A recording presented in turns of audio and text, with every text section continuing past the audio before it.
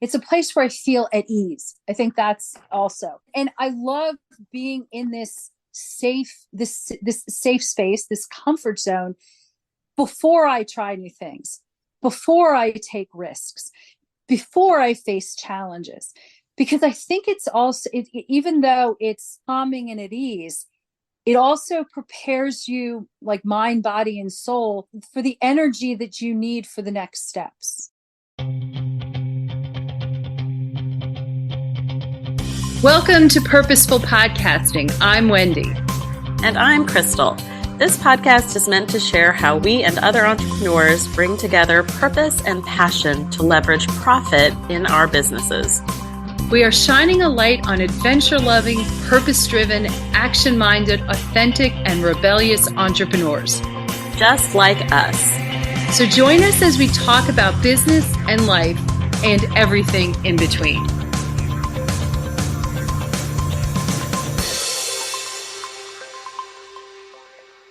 Hello there, and welcome to this week's episode of Purposeful Podcasting. I am Wendy, and I'm here with Krystal. And I guess maybe I should let you say hello. Hi. Hi. So Exactly. Not unnecessary. Just everybody can trust that I'm here. Okay.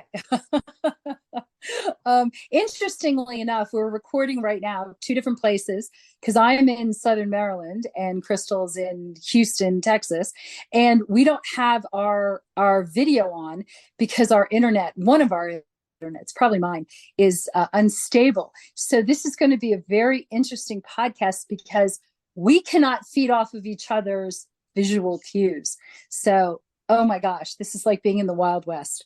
Anyway, well, actually, it lends itself really well to today's topic, which is about, safe spaces and being in your comfort zone and not actually seeing your face is unsafe for me. Oh, that's kind of funny. Isn't that Yeah. funny how I'm sorry, we're going to go back to ye olde time where you have to talk on a phone without seeing somebody. I know it's a little crazy, but anyway, I think it's interesting, and we'll see how this goes. All y'all have to, oh, that was weird, but you'll have to let us know how we did today. Grounding. Yes. And these are words that we tend to like.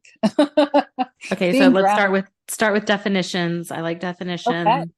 Let's start with, when we say grounding, what do we mean? Because I think a lot of people can go different directions with this idea. Yeah, okay. So when I think of being grounded, I actually, in the literal sense, I feel that my feet are planted on the ground or, on a hard surface. My feet are grounded and my body is really in the present moment. Very mindful, very intentional, very, like I'm here, I'm in myself. I'm feeling very strong. With that, with the physical grounding, my mind is very present and my senses are acute. I think it's a sense of comfort to be grounded for me. Very, very comfortable. I wouldn't say like a sense of happiness or a sense of sadness, but very much a sense of just, I'm going to say neutral, but that's not really, trying to think of a more positive word than neutral. Well, I like neutral, and let me tell you why. Good. Okay. Well, because I think a lot of us think that like the goal is to be like joyful or ecstatic all the time. But I mean, truly, these are roller coaster emotions that we live on, and they're roller coasters for a reason, because when you're on that high, there's nowhere to go but down. And I like that neutrality of things because I think it gives you a little bit more sense of control in situation. And that doesn't mean we don't enjoy those highs and have to endure the lows. But I think that strive for neutrality in something gives perspective in situations that you don't have in the highs or the lows. Yeah. And I also, as you were talking, I thought of, it's also space. It's to me, it's like a space where it's like, I'm going to say sleeping, because you're maybe not sleeping, more about, what am I trying to say? It's like I've been exhausted lately, absolutely physically and emotionally exhausted. I want to be in that neutral state where I'm just feeling, I guess, comfortable. I guess comfortable is the word, where I don't have to be on, and I don't have to be, uber cheerful and all that stuff all the time. Mm-hmm. Yeah, I like that. That's okay. So that's being grounded. And I think also, when I think of this, I think of a safe space, and I also think of the comfort zone. So why don't we actually just start with, like, what is your comfort zone? To me, that's where I feel safe. Mm-hmm. It's familiarity. Actually, and I think this is what I was trying. It's a place where I feel at ease. I think that's also, and I love being in this safe space, this comfort zone, before I try new things, before I take risks, before I face challenges. Because I think it's also, even though it's calming and at ease, it also prepares you, like mind, body, and soul, for the energy that you need for the next steps. It's I kind like of like what that. a weekend is supposed to be, isn't it? Yeah. It's like Not you're if you have chilling and kids. Not if well, you have exactly. kids. Exactly. When is the last weekend? Actually, either one of us had, probably, In and DC.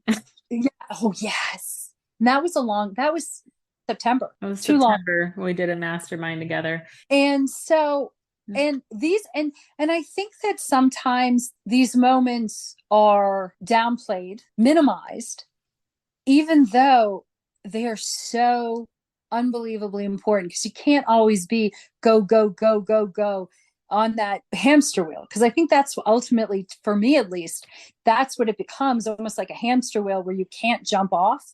Yeah. And then what happens when you literally fall off? Yeah, that's called Sorry, burnout. That's that's just, burnout. yeah, exactly. So, and I've been thinking about, especially as we talk about, like, savor, and the first step is stepping out of your comfort zone. It's also, so what do you do to prepare? And I've been thinking a lot about, what is that being in your comfort zone? Of course, as I was on an airplane yesterday, I made some notes. As one Don't does. we have idle time? Which, if you don't mind, I would love to share. No, I do. I would love for you to share those. And then I'd love for us to share with our listeners, what are our comfort zones? Because I think I know a couple of yours. It's also just fun to know. Actually, I pictured at one of them when I think about you, but anyway, I'll tell you that later.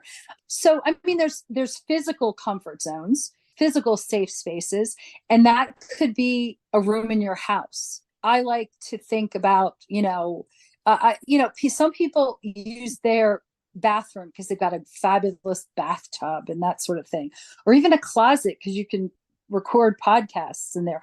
But anyway, a space in your home that you feel comfortable, whether you're hibernating or reading or just relaxed. I love when people talk about, like, having a special local coffee shop or a bookstore that they like to go to. Or I've actually can think of a crystal shop or two.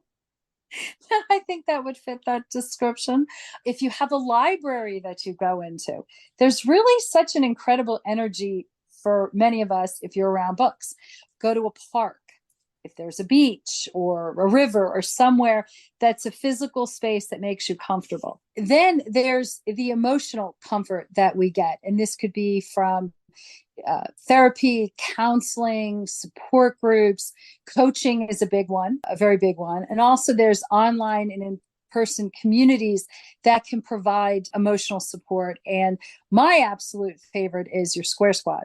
People who may not always, you may not always agree, but there's definitely a comfort of being around them. And then the last that I could think of, there's also spiritual comfort that we get. And this could be from your traditional places of worship or opportunities for meditation, being in nature, just things, again, that bring you a sense of peace. And I'm sure that there are a lot of others. And I would love to know from our listeners, where are your comfort zones? Where do you go before you step out? Now I want to hear yours. So for me, and there's a couple of different things that I derive comfort from, aside just from food. But it's also, I think mostly it's in the connection and companionship of people. And I find that my community provides my biggest comfort, my square squad. These are the people I go to for emotional support when I'm spinning out on different things in life or in business. There are certain people that I call on, or if you're Wendy, you just get Voxer dumped in the verbal vomit of Krystal. But there's certain people that I really lean on in situations where I'm having a hard time. And I think that for me is the most important thing, because it's not location specific. I can do it at any time. We just pick up the phone most times. And so there's a lot of people in my world that I really rely on for that. Wendy said she can imagine me in one spot. We know one of my most important rituals in the morning is to have coffee on my back porch in the morning before everybody wakes up, which is fewer and farther between these days, of just getting that peaceful time really early on to get to do that by myself. But those are things that are ritually very important for me. And when I don't have those rituals in place, and usually as long as I can have the cup of coffee in my hand and I can enjoy some quiet time with that in the morning, there are just rituals that I put in place throughout my week that when I don't have those things in place, and we've done podcasts about rituals and the importance of routines and the benefits of that. When I don't have those things, and even the ritual of having the touch point with you, Wendy, or the ritual of the touch point with different friends or family throughout my week, I do feel off kiltered. And when I have those things in place, that does help keep me grounded throughout my week, which keeps me much more level-headed to attack the inevitable shit show of things that come down the pike. I really love how you put that about rituals, because I think about my comfort zones are like being on a rowing machine. But I think that's one of them. But I think to some extent, it's also the ritual of getting up, going, doing, the feelings of satisfaction and accomplishment afterwards. I think I think it's also the ritual. And I have to say, I'm super envious of I don't drink coffee, but the morning moments, I'm always very, like, I love hearing about that, because I just picture you kicking back, feet up, toenail polished with the coffee. And I have to work on my backyard. I will never leave this house just because of this beautiful view I have in my backyard. Oh, it's so awesome. And I realized for me, spending time with my dog is like such comfort. Yeah. It's like he senses usually when I need him, or when I'm really at an emotional upheaval, he's always there. He just instinctively knows. It was interesting thinking about yesterday at the airport. They had a comfort dog at the airport in Denver. We waited to pet this gorgeous golden retriever, and it was so sweet. But I realized just, the benefits of pets and for me, it's especially dogs. One of these days, maybe we'll live in the same area, same region, same something. The world could not handle it, Wendy. Yeah, the world could not handle it. I really think the world could. I really think so. I think maybe so not too. Maybe not our husbands, but the hell with them. The hell with them. One of the things that also is like, I love Voxer, but I love hanging out. Yeah. It's like, it's going to have high tea, going to that spa, or doing things like that. I love hanging out with with my friends. There's something about it. Again, it's like, it's just a comfort thing. I'm sitting in my comfy chair right now, which makes me happy. Brandon got me I said, I want a big oversized chair to read and work in my bedroom. And when mom's in this chair, it means leave her alone. Yeah, exactly. Yeah. And it's interesting. Well, I have this big old chair that I got at IKEA. Oh my God, 20 years ago. And I'm just like, I can sit sideways. I have a blankie on it, And I've also been collecting little pieces. We should actually share, little pictures. Though my space is not necessarily neat right now, but I have pictures that I have collected from travels that are just colorful and, just make me happy, make me feel safe. Yeah. Oh, I love this. So I'm feeling all warm and fuzzy. It's all warm and fuzzy. So, we've talked about like what is grounding and, given examples of like, why is it so important to incorporate these things into your life? So we mentioned Savor. Our Savor method is the Serendipitous Rebel coaching method. It was created by Wendy years ago with Rebel on the Go. And we're going to do a whole other podcast episode on it. But one of the first steps of Savor is to step out of your comfort zone. And this is how we approach all things with our clients and in our coaching. And Wendy's point and what kind of sparked this conversation was, I really think that in order for you to do that, you have to feel safe. And she mentioned that earlier in this episode, but why? And why are these things and these rituals so important to entrepreneurs? Because, I really think that this is what sets the stage. This is what helps set the foundation for your growth and development. And really the growth and development at an exponential, warp speed, because it's like I almost think of it as like you're stepping out of your comfort zone because you're in your comfort zone. Does that make sense? That you have these foundational pieces. You have, the physical space, the emotional space, the spiritual space. In addition, where we throw in like your strengths and your values. But because you have all of this set up, you're ready to go. You are ready to face challenges, take risks, have new experience. And this truly leads to entrepreneurs who want to be successful. You want to succeed in whatever and achieve whatever your goals are and make whatever impact and profit you want to make. So I just really think that having it's I don't like to use the word mindset because it's really much more than that. It's far more holistic than just using your mind. Well, as I would give the analogy of you're going to go run a marathon tomorrow. And I know. And that's funny. And you all should go back and listen to our podcast episodes about the half marathon I ran earlier this year. But it is the things that you're going to do in order to prepare to do the hard thing, because none of us can run marathons every single day, all day, every day. Our legs would fall off.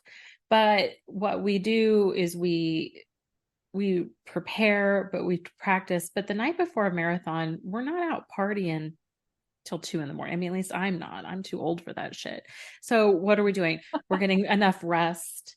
We're eating the right things. We're taking care of ourselves. And so I think this is that level of self-care that you put into practice and into place that leads you to be better equipped to take you through the uncomfortable things that you're getting ready to do. And when Wendy first said this to me last week, when we were talking about things, we talked about standing in the eye of a storm. And there's this Brandy Carlisle song that I love. And it says, you can dance in a hurricane, but only if you're standing in the eye. Because so much of our life can feel like a hurricane. Just everything is swirling around us at any given time. There's just a million different things. And it's the mom stuff and the kid stuff. And maybe there's stuff with your spouse, and maybe you're moving, or maybe you've got a trip coming up. And then all these personal things going on. And then you have all the things in your business. You got to send out this newsletter this week, and you got to market, and you got to post on social media, and you got to write an SEO rich blog. You can't just blog. It's got to be an SEO rich blog. And there's so many different things constantly swirling around that if you just don't take that moment to take the pause and really be able to look around you and ascertain what's the priority, what's important here, what can I focus my eye and my attention on, what can I not, I feel like you can't even get that perspective unless you're doing some grounding work or some self-care work along the way. I could not agree more. I absolutely could not agree with you more. I think it's really a powerful yet incredibly underrated piece that I'm so glad that we're giving full attention to right now. Well, and so we would love to know from our audience, what are grounding rituals and practices and safe places do you put in place? And then if you don't have those, what can you intentionally do this week to put them into practice? Please let us know. And with that, we'll see you next week. Yeah. Bye, guys. Say that Bye. Not a question. We will see you next week. Bye. Yes. Thanks for listening. Be sure to subscribe and leave us a rating. But only if you liked it. Otherwise, just keep it to yourself. You can learn more about purposeful podcasting on our website at serendipitousrebel.com. And if you have topics you'd like to hear about, be sure to submit them on our website or DM us on social media.